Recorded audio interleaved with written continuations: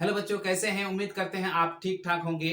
आप लोगों ने बहुत सारे कमेंट्स किए कि सर आप नया बैच कब से स्टार्ट करने वाले हैं। तो वो दिन आज आ चुका है। आपका इंतजार का जो घड़ी है वो क्या हो गया, समाप्त हो चुका है। हम लेके आ गए हैं नया बैच। ये हमारा पहला वीडियो होगा 2024 में मैट्रिक देने वाले बच्चों के लिए, और ये वीडियो बहुत ही खास होगा इसीलिए क्योंकि इस वीडियो में आपको गणित के जो कितने चैप्टर हैं, वो गणित किस प्रकार पढ़ा जाएगा ताकि आपका 100 में 100 नंबर आए या फिर 90 प्लस यानी 95 प्लस नंबर आए, 90 से ऊपर नंबर आए, वो पूरी रणनीति को आपको बताएंगे। कौन कौन सा बुक आपको पढ़ना पड़ेगा, किस प्रकार पढ़ना पड़ेगा, किस तरह से आपको रिवाइज करना पड़ेगा, ये सारी चीज आपको इस वीडियो में बताएंगे।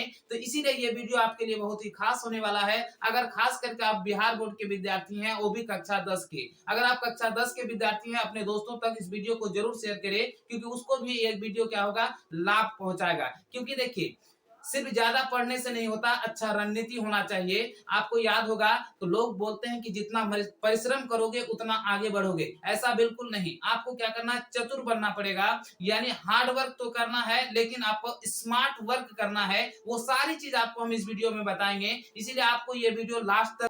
तो चलिए हम चर्चा करते हैं मैथ के सिलेबस के बारे में। और मैथ में कितने चैप्टर हैं? मैथ में 15 चैप्टर हैं और उसको एक एक करके देखेंगे और उसमें किस प्रकार का क्वेश्चन पूछे जाते हैं वो सारा डिटेल जानेंगे। उसके बाद हम दूसरे टॉपिक पे चलेंगे जो आपका लिखा हुआ है क्या, रणनीति। याद रखिए, जो रणनीति है उस पर हम क्या करेंगे, चर्चा करेंगे। ठीक है, उस पर क्या करेंगे, चर्चा करेंगे। रणनीति है मतलब किस तरह आपको पढ़ना है, इसके बारे में चर्चा करेंगे। कौन कौन सी बुक चाहिए इसके बारे में आपको चर्चा करेंगे, और पढ़ने का जो सही तरीका है वो क्या है इसके बारे में भी हम चर्चा करेंगे। ठीक है, मतलब देखिए, ज्यादा सिर्फ करने से कुछ नहीं होगा। आपको क्या करना होगा, सही तरीका से पढ़ना होगा। अगर आप सही तरीका से पढ़ते हैं तभी आपका 100 में 100 नंबर आ सकता है, या फिर आपका 95 प्लस नंबर आ सकता है। याद रखिए, अगर आप बिहार बोर्ड के बच्चे हैं तो ये वाला वीडियो आपके लिए बहुत ही खास होने वाला है। तो इसको अंत तक जरूर देखिएगा और अपने दोस्तों तक जरूर शेयर कीजिएगा, क्योंकि जब तक दोस्तों को शेयर नहीं कीजिएगा फिर मजा नहीं आएगा, क्योंकि उसको भी आगे बढ़ना है। तो चलिए हम आगे वाला देखते हैं। इसमें सिलेबस 15 चैप्टर में क्या क्या 15 चैप्टर है वो चीज हम क्या करेंगे, जानेंगे, है ना। क्या करेंगे, उसको जानेंगे। तो चलिए देखते हैं। ये रहा आपका 15 चैप्टर। ये रहा, देखिए पहला चैप्टर आपका आता है क्या, वास्तविक संख्या। कौन सी संख्या आता है आपका, वास्तविक संख्या, जो आप कक्षा 9 में पढ़ चुके हैं। क्या, कक्षा 9 में आप इसे पढ़ चुके हैं। ठीक है, यहाँ पे आपको क्या क्या पूछेगा, याद रखिए क्या क्या पूछेगा आपको।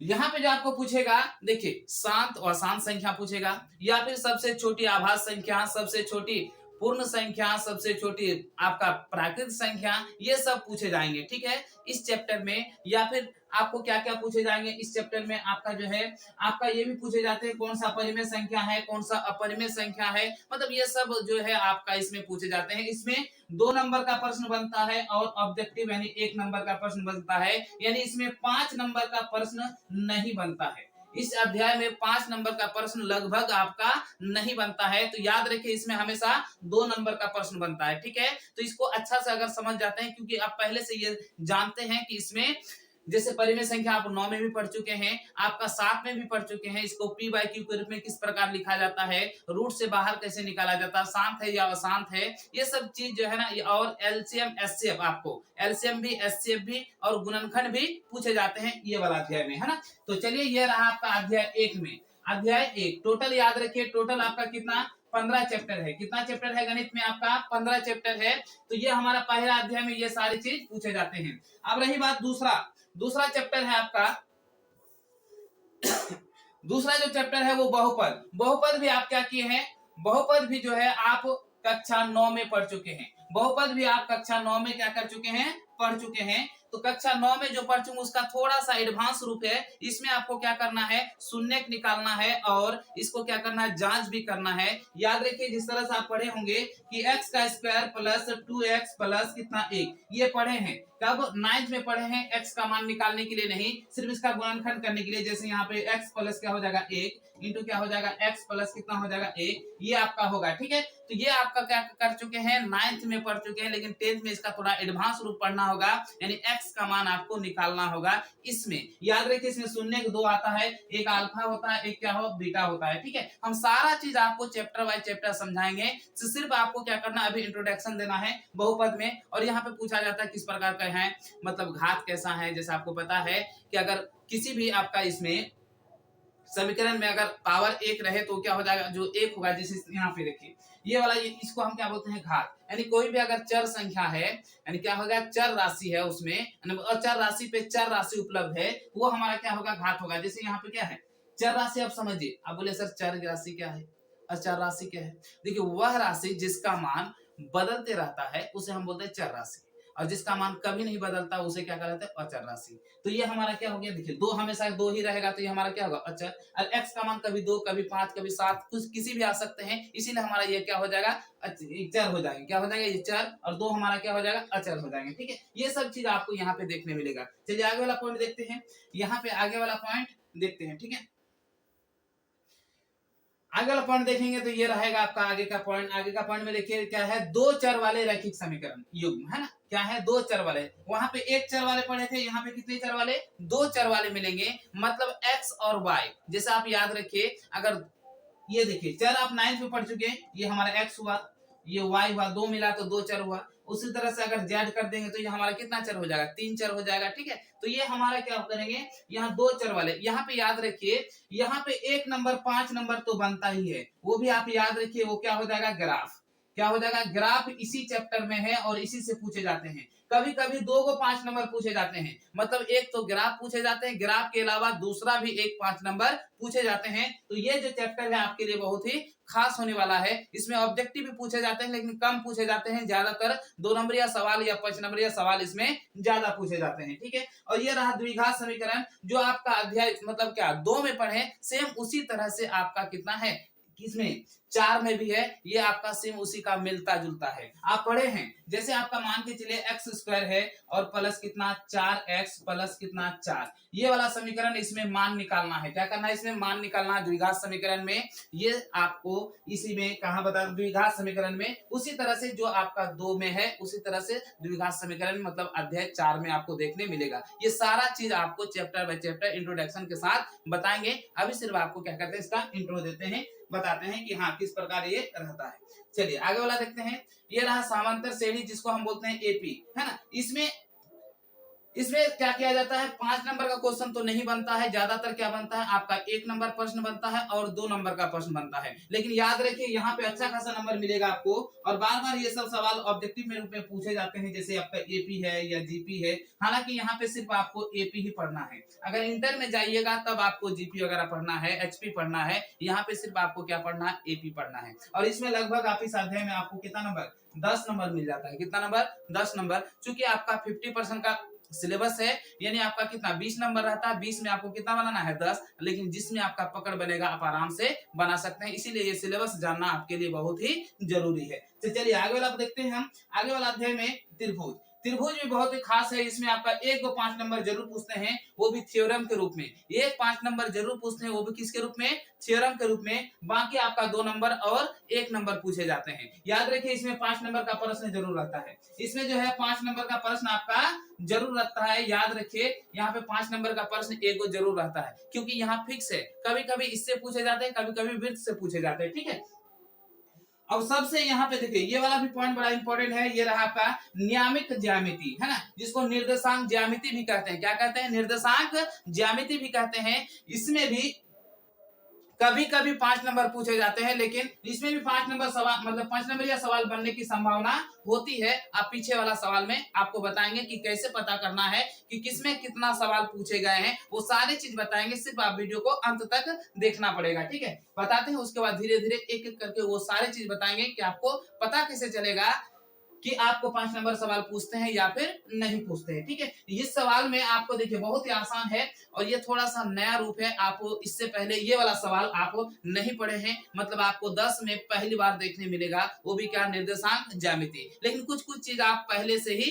जानते हैं, लेकिन कुछ चीज इसमें नहीं जानते हैं, तो हम आपको डिटेल जरूर बताएंगे। चलिए आगे देखते हैं। सबसे जो इम्पोर्टेंट है आपका गणित का, जो रीढ़ की हड्डी है देखा जाए, वो आपका ये है। वो क्या है आपका, ये देखिए त्रिकोणमितीय अनुपात। यहाँ शॉर्ट में भी देखा जा सकता है, नाम इधर उधर हो सकता है, कहीं पे त्रिकोणमिति परिचय है, कहीं पे इस तरह से नाम दिया हुआ है, उसमें कोई बड़ी बात नहीं है। मतलब अध्याय 8 जो है सबसे इंपॉर्टेंट है, क्योंकि ज्यादातर क्वेश्चन आपको अध्याय 8 के मिलते हैं। अध्याय 8 एक ऐसा है अध्याय जिसमें 2 नंबर, 1 नंबर, 5 नंबर हर तरह के प्रश्न पूछे जाते हैं, और इस ऐसा हो ही नहीं सकता है कि इससे सवाल नहीं पूछे जाएंगे, क्योंकि इसमें सवाल ज्यादा से ज्यादा सवाल पूछे जाते हैं। याद रखिए यहाँ पे मान भी होता है, जैसे आपको याद होगा sine theta, cos theta, tan theta, cot theta, sec theta, cosec theta, यानी 6 जो मान है यही इस पे क्या करता है, भारी पड़ता है। मतलब बड़ा इंपॉर्टेंट है। जो बच्चे समझते हैं, समझ जाते हैं, उसके लिए बहुत आसान है, और जो थोड़ा सा नहीं समझते हैं उसके लिए थोड़ा सा टफ होता है।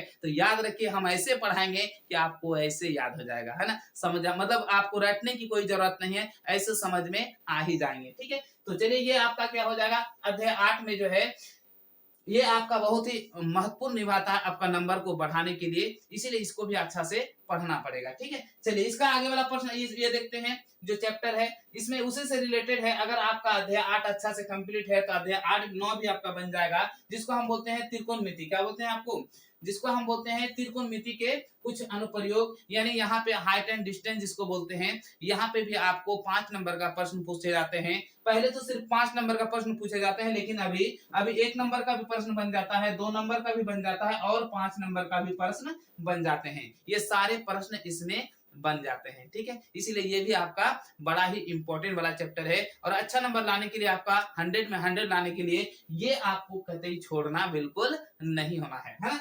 तो चलिए अब हम देखते हैं 10वां प्रश्न, यानी 10वां चैप्टर। 10वां चैप्टर में आपका क्या है, वृत्त आता है। वृत्त में वही आते हैं, वृत्त की परिधि, है ना, और उसका क्या जीवा, त्रिज्या, यही सब आते हैं। और आपको इसमें थ्योरम भी आता है। वृत्त की स्पर्श रेखा आपस में क्या होती है, बराबर होती है ना। वृत्त की जो स्पर्श रेखा है वो आपस में बराबर होती है, इसमें आता है, जैसे इस तरह से होता है। ये थ्योरम इसके लिए बहुत ही इंपॉर्टेंट है, और इससे संबंधित सवाल ज्यादा पूछे जाते हैं। जैसे ये दोनों कोणों का माप हमेशा कितना होता है, 180 डिग्री होता है, और यहाँ पे जो कोण बनता है वो कितना डिग्री का कोण बनता है, वो आपका 90 डिग्री का कोण बनता है। कितना डिग्री का, 90 डिग्री का। ये सब चीज इसमें पढ़ना है, तो हम डिटेल करके बताएंगे। अब सिर्फ आपको क्या कहते हैं, इसको बताते हैं। अब इसके बाद हमको पढ़ना है रचना। क्या पढ़ना है आपको, रचना पढ़ना है। तो रचना याद रखिए, रचना में आपको 5 नंबर जरूर मिलेगा। कितना नंबर, 5 नंबर जरूर मिलेगा, ज्यादा सवाल नहीं है। लगभग आपको कितना, 20 सवाल आपको पढ़ने मिलेगा, यानी 11 या 12, मतलब सॉल्व एग्जाम्पल के लेके लगभग 20 सवाल, उसमें से 5 नंबर जरूर आएंगे। और बहुत ही आसान है, इसको अगर सिर्फ आपका 2 घंटा टाइम दीजिएगा तो आपका 5 नंबर यूं निकल जाएगा। इसीलिए ये बहुत ही इंपॉर्टेंट है, और ये ज्यादातर जो टीचर हैं जो भी हैं वो लास्ट में पढ़ाते हैं, क्योंकि अगर शुरू में पढ़ाएंगे तो बच्चे भूल जाते हैं। इसलिए क्या करते हैं, इसे लास्ट में पढ़ाने का प्रयास करते हैं, ताकि फटाफट उसे याद करके, मतलब बना के वो एग्जाम में क्या कर सके, वो बता सके, मतलब एग्जाम में वो अच्छा से बना सके। इसीलिए इसे लास्ट में पढ़ाया जाता है। तो हम भी पढ़ाएंगे लास्ट में, कोई दिक्कत वाली बात नहीं है। अब हम समझते हैं वृत्त से संबंधित क्षेत्रफल। आप पढ़े होंगे पहले से भी कि वृत्त का क्षेत्रफल कितना होता है। उसके बाद देखिए इसमें हम लोग जानेंगे क्या क्या, जैसे वृत्त होगा, उसके बाद अर्धवृत्त समझेंगे, उसके बाद क्या हो जाएगा, ये जो आपका वृत्तखंड है उसको समझेंगे, और त्रिज्या से जो घिरे हुए क्षेत्र है उसको त्रिज्याखंड बोलते हैं, इसको भी समझेंगे। मतलब इस अध्याय में टोटल हमारा वृत्त से संबंधित जो भी प्रश्न होगा टोटल हम जानेंगे, किसमें, अध्याय 10 में। किसमें, अध्याय 10 में ये सब चीज आपका उपलब्ध होगा। तो ये भी आपका बहुत ही इंपॉर्टेंट है। याद रखिए इसमें जो प्रश्न पूछे जाते हैं, 5 नंबर का भी प्रश्न पूछा जाता है, 2 नंबर का भी, और 1 नंबर का ही। मतलब इसमें सब्जेक्टिव ऑब्जेक्टिव आपका 2 नंबर का प्रश्न जरूर पूछे जाते हैं, इतना याद रखिए। ठीक है, चलिए चलिए देखते हैं। आप 13वें चैप्टर आप इससे रूबरू हैं, इसमें आप पहले ही पढ़ चुके हैं। आप कक्षा 9 में जो 13वां चैप्टर पढ़े हैं उसमें लगभग 7 अध्याय है, वही चैप्टर आपका कक्षा 10 में है। थोड़ा सा उसका एडवांस रूप है, ज्यादा फर्क नहीं है। थोड़ा सा आप अगर प्रयास कीजिएगा तो यूं सवाल आपका बन जाएगा, इसमें कोई प्रकार की दिक्कत नहीं होगी। क्योंकि जो अगर आपका कक्षा 9 का अगर गणित स्ट्रांग है, अध्याय 13, तो कक्षा 10 का जो है आराम से आपका बन जाएगा। तो ये आपका पहचाना वाला सवाल है कि पृष्ठीय क्षेत्रफल का आयतन। इसमें क्या क्या पढ़ना है आपको, इसमें आपको पढ़ना है शंकु पढ़ना है ना, क्या पढ़ना है आपको, शंकु पढ़ना है, बेलन पढ़ना है। ठीक है, क्या पढ़ना है, बेलन। उसके बाद आपको क्या पढ़ना है, ठीक है, अर्ध गोला पढ़ना है। उसके बाद आपका टोटल गोला पढ़ना है। ठीक है, उसके बाद आपका घन पढ़ना है। क्या पढ़ना है, घन। क्या पढ़ना है आपको, घन पढ़ना है। याद रखिए ये क्या पढ़ना है, घन, और फिर ये तो घनाभ हो गया, और घन पढ़ना है, क्या पढ़ना है, घनाभ घन, ये आपका क्या हो गया, घन, घन घनाभ, ये सारा चीज आपको इसमें पढ़ना है, और ये सब चीज आप पहले से ही जानते हैं, ठीक है। तो ये इसमें इस अध्याय में जो आपका क्या होगा 13 में, किसमें हो जाएगा 13 में, ठीक है। तो चलिए हम देखते हैं अब 14 में। 14 में देखिए आप सांख्यिकी, सांख्यिकी में जो है, हालांकि आप थोड़ा थोड़ा जानते हैं, जैसे परिसर है, माध्य है, माध्यक है, ये सब चीज जानते हैं सिंपल रूप से, लेकिन एडवांस रूप में इसमें पढ़ाया जाएगा माध्य, माध्यक और बहुलक और तोरण, ठीक है। ये बड़ा इंपॉर्टेंट है, इसमें आपको लगभग 5 नंबर मिल जाते हैं, 5 नंबर यह प्रश्न बनता है, ठीक है। याद रखिए ये जो इसमें जो है बनता है, किसमें 5 नंबर का प्रश्न, क्या 5 नंबर का प्रश्न बनता है, 2 नंबर का भी प्रश्न बनता है, ऑब्जेक्टिव भी बनता है, ठीक है। तो ये भी आपका अध्याय बहुत ही खास होगा, ये 14वां का अध्याय है, मतलब 14 नंबर का ये अध्याय है। और सबसे लास्ट अध्याय है वो ये क्या है आपका प्रायिकता, क्या है जो आपका प्रायिकता, सबसे आपका लास्ट अध्याय है ना, जिसको हम प्रोबेबिलिटी बोलते हैं। ये आप कक्षा 7 से पढ़ चुके हैं, ये कक्षा के एक्चुअली में देखा जाए तो कक्षा 7 से ही प्रायिकता आप पढ़ चुके हैं, और ये बड़ा ही इंपॉर्टेंट रोल अदा करता है, क्योंकि इसमें अकेले ही आपका 10 नंबर रहता है, कितना नंबर 10 नंबर।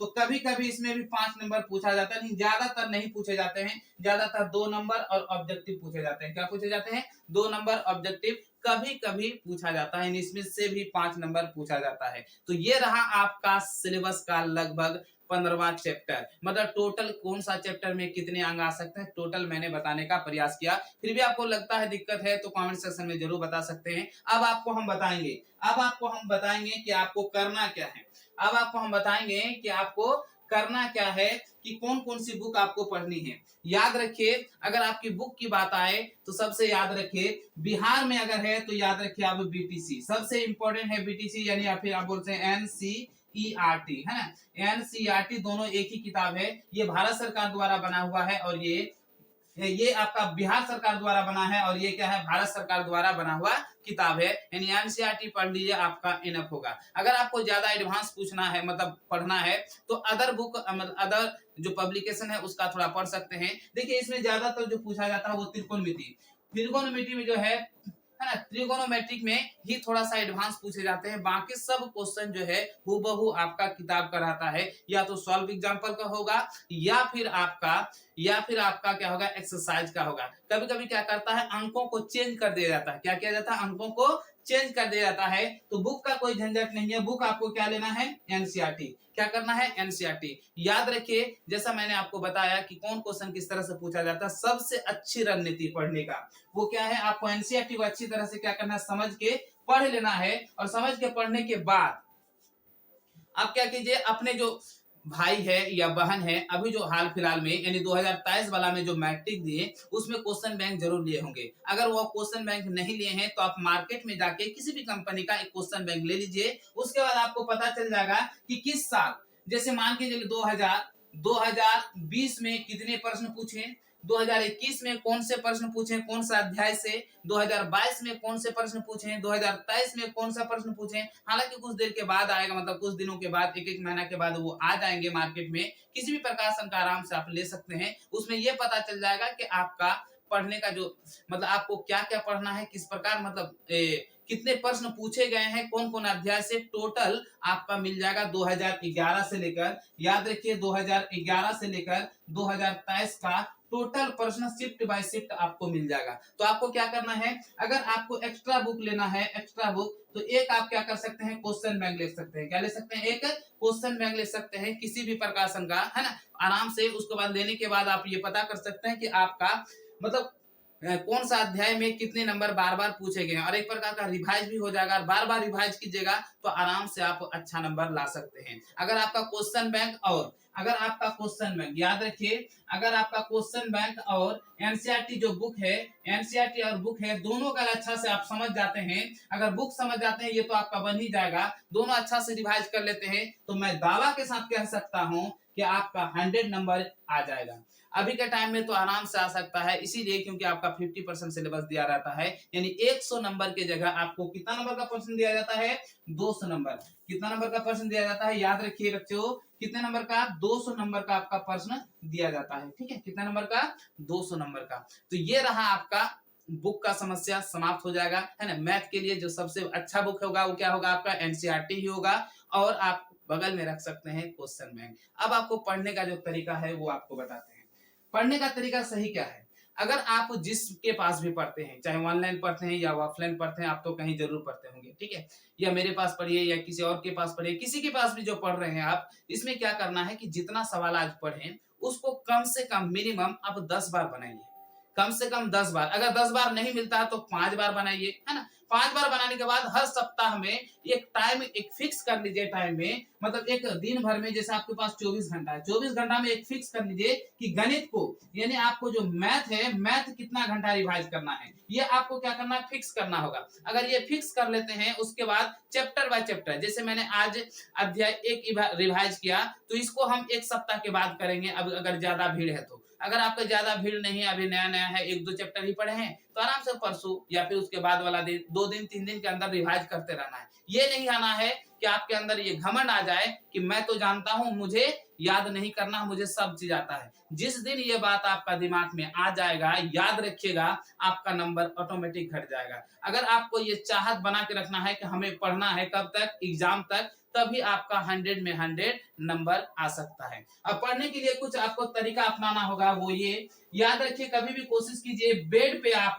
सो के ना पढ़ें। यानी कोई को होता है कि आराम से थोड़ा सा लेट जाता है बल पे, है ना, उस तरह से आपको नहीं पढ़ना है। जब भी पढ़ना है कोशिश कीजिए आप कुर्सी पे बैठ के पढ़ें और ऊंचा टेबल रखें। अगर टेबल भी आपका घर में नहीं है तो कोई बड़ी बात नहीं है, आपका जो बेड है उसको 2 ईंटा थोड़ा या 1 ईंटा थोड़ा ऊंचा कर दीजिए और उसके बाद आराम से कुर्सी में बैठ के उसे टेबल की तरह यूज कीजिए, आराम से पढ़ सकते हैं, ठीक है। लेकिन सो के आप नहीं पढ़िएगा। अगर सो के पढ़ते हैं, देखिए ज्यादा देर तक कर नहीं पाइएगा, रीढ़ की हड्डी में दिक्कत हो जाएगी, फिर सोने का मन करेगा, तो उससे अच्छा हम वहां से दूर ही रहेंगे। अगर आपको लगता है कि हमें बार बार नींद आ जाती है, बहुत सारे बच्चे ये बोलते हैं कि सर हमें नींद आ जाती है, हम क्या करें, उसे दूर करने का क्या उपाय है। तो सबसे अगर आसान तरीका है, मैं ये बताऊंगा कि अगर आपके घर में आपकी दादी अम्मा है या आपकी दीदी है या आपका कोई भी है, उसे बोलिए अगर जिस रूम में आप बैठते हैं पढ़ने, वो बगल में अगर रहेंगे तो आपको नींद की झपटी थोड़ी सी कम आएगी। इसीलिए अगर आपको ज्यादा नींद आए तो सबसे आसान तरीका मेरा ये है कि आपका कोई भी गार्जियन को एक बगल में बैठा लीजिए और आप पढ़िए, हमें उम्मीद होगा कि आपको नींद नहीं आएगी। दूसरा तरीका ये भी है नींद भगाने का कि आप स्वच्छ पानी एक बोतल में रखें, जब आपका नींद आए तब आपको क्या करना है, वो पानी आपके आंखों में छिड़कना है। इस तरह से आप आसानी से कर सकते हैं, लेकिन याद रखिए आप अपने आप को बेस्ट देना है, क्योंकि सब इंसान को पता है कि अपने आप को बेस्ट किस प्रकार दिया जाता है, ठीक है। आपको भी पता है, हमें भी पता है, आपको 100% देना है, तभी आपका अच्छा नंबर आ सकता है, अन्यथा किसी का बोलने से कुछ नहीं हो सकता है, ठीक है। तो ये रहा आपका मैथ का रणनीति। हम अगले क्लास पे लेके आएंगे अध्याय 7। इंतजार कीजिएगा, या तो रिकॉर्डेड वीडियो मिलेगा या फिर लाइव क्लास आएंगे, ये सूचना हम जरूर देंगे। आगे की रणनीति आगे की वीडियो में बताएंगे। जय हिंद।